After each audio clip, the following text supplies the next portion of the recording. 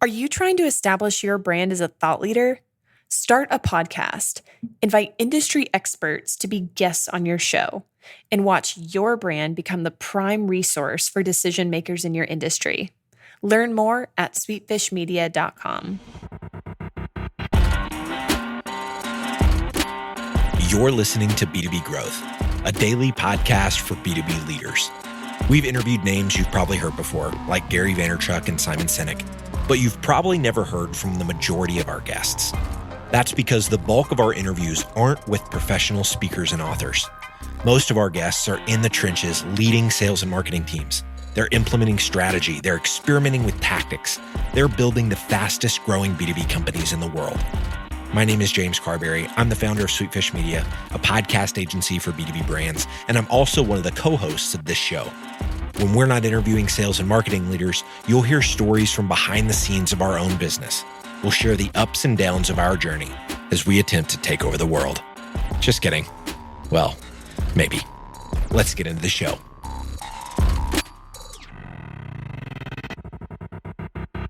Welcome back to B2B Growth. I am your host for today's episode, Nikki Ivy of Sweetfish Media, and I have got with me today Melissa Matlins, VP of Marketing at Vimeo. Melissa, how you doing today? Hi, great. Thank you. Good. So we're going to be talking about how to hire marketers and structure a team for growth, which I'm really excited to get into. But before we do that, I'd love to have you just take a couple minutes and introduce yourself and talk about your background and what you guys are up to these days at Vimeo. Sure. So I'm Melissa and head up marketing for B2B here at Vimeo. So we're a site that helps both creators and organizations of all different sizes both use video to power their businesses and also use video creation tools to create video and distribute video if that is their business. So one of our sort of core values is always putting our users first in the organizations that we work with. So we're always looking to see where and how we can add value through video. So if you've seen some of our Vimeo Can Help campaigns, that's what we're all about. In terms of my background, today I'll just be talking a little bit about hiring, recruiting, and how to structure your marketing team for growth and what I look for. But I think everybody's always had a question about their career and where and how they grow as marketers. So if there's any advice that I can give about that, I've had a very colorful career across about 15 different years in tech and consulting. So happy to share on that as well in terms of my own personal experience. Yes. Very excited to pick your brain. So we'll just get right into it. You and I were talking offline about how the way that we think about the role of marketers and how marketers think about themselves has sort of changed over the years, right? It's not like an episode of Mad Men, thankfully. But it does take a very unique individual. Talk a little bit about what's different that you look for when you're hiring a marketer, both different from what people traditionally think of and maybe different from what folks at other organizations think of. Mm-hmm. Yeah, when I started my career, I think there was much more of a focus in marketing as a discipline on brand and awareness. And that's really fundamentally changed, particularly in tech. I think we have so many different ways to measure the interaction that we have with prospects and customers and to better understand how marketing influences that experience, that marketing today has become a lot more technical and a lot more experience oriented than it has about, putting a billboard on a highway and making sure that messaging is right. So I find myself looking for people that can both understand and empathize with the experience and interactions that individuals are going to have with the brand, but also be able to have the analytical skills and curiosity to instrument that experience. Right, exactly. That's one of the things that we talked about offline was having that eye on curiosity and, understanding that it's not just about, like you said, billboards and getting eyes on you. There are real business, measures and business implications of what marketers do that I think folks have always known. But like you said, as it gets more technical, it's so much more important for an individual in that role to understand and be curious and excited about that as well. And that kind of, leads me into another question I had for you. Once you do get those curious / business oriented folks in place on the team, how do you help them grow? How do you set them up for success? Yeah, I think one of the things that I can bring to a team as a leader, which is one of my core strengths, is helping them focus. When you look at the depth and breadth of experiences that a prospect or customer has over their journey and interaction with a brand, it's so diverse. And so it can be very challenging to understand whether you should focus on acquisition or how they engage with you once they're in the sales cycle or what their customer experience looks like. So I like to think that I can help point people in the direction of solving a business challenge and then rely on their curiosity and creative skills to get us to a result. Right. Yeah. We talked about taking a look at their character and capabilities and, helping folks go from being generalists and figuring out where to apply them as specialists. Dig into that for me a little more. Mm-hmm. Yeah, sure. So character is the skills that they're going to bring to a role, and just really fundamentally, how is their personality oriented? So I think one of the exciting things about marketing today is there's so many different things that you could do in a marketing role or in a marketing function. And it relies on a lot of different types of personalities. Mostly people think of marketers as very extroverted, but frankly, there are people on my team that are really introverted, and if they like to focus on writing content or analyzing data, that's okay. But I think you see very quickly what challenges and problems and initiatives people lean towards and what they lean away from.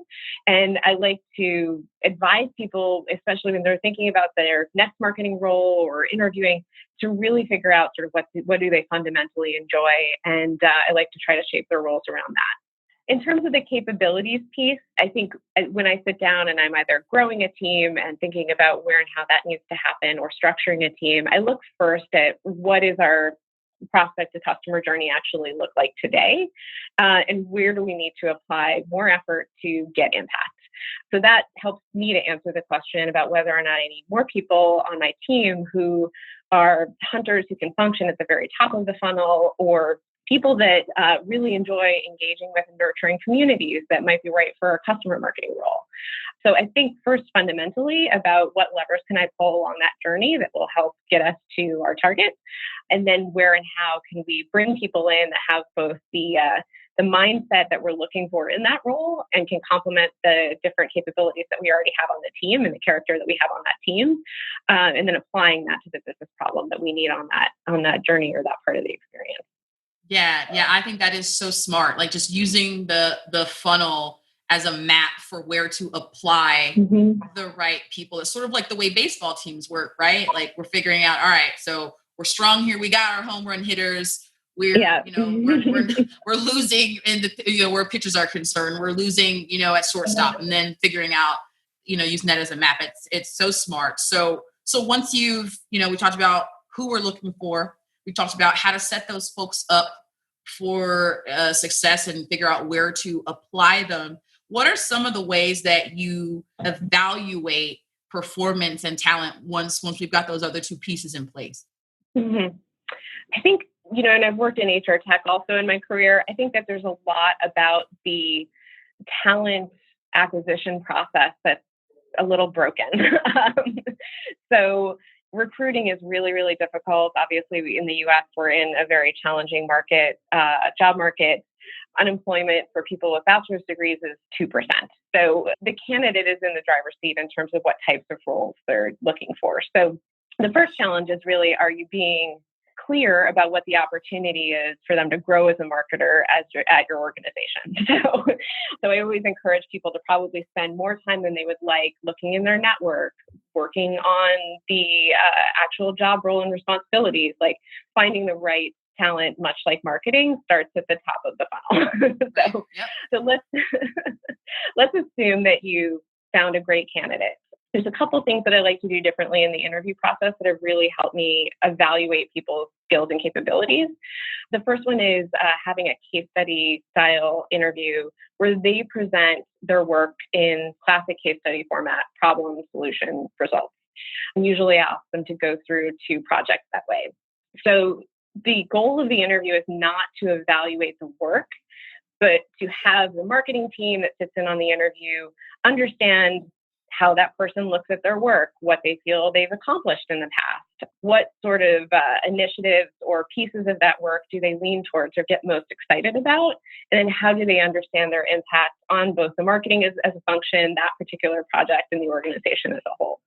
So in the process, the team will ask questions, sometimes debate things. And I think one of the really wonderful things that has come out of that is, especially when you're in growth mode and you're adding new people to the team, you understand before that person even starts how they're going to integrate with the team and how they're going to think. I think that is so smart. I love the way this approach sort of assumes, yes, you can do the work, right? And isn't so focused on stuff you could read on their LinkedIn. But I've talked to quite a few folks on, how to identify things like emotional intelligence, because you talked a little bit about, looking at how they feel about their work, whether or not they choose to present on a project that was successful or not, and being able to observe those things, I think really does go into, in a really smart way, finding the right people and then, figuring out where to apply them. So thank you so much for sharing that. One other thing before we wrap up here, I'm curious about, because what we, sort of endeavor to do here at Sweetfish is be, a learning hub for folks in the space. I'm always curious to know what learning resources you and your team are excited about, or what's informing your approach. What are you listening to and reading these days? Yeah, that's interesting. So, a couple of things. I think I've recently started a new role.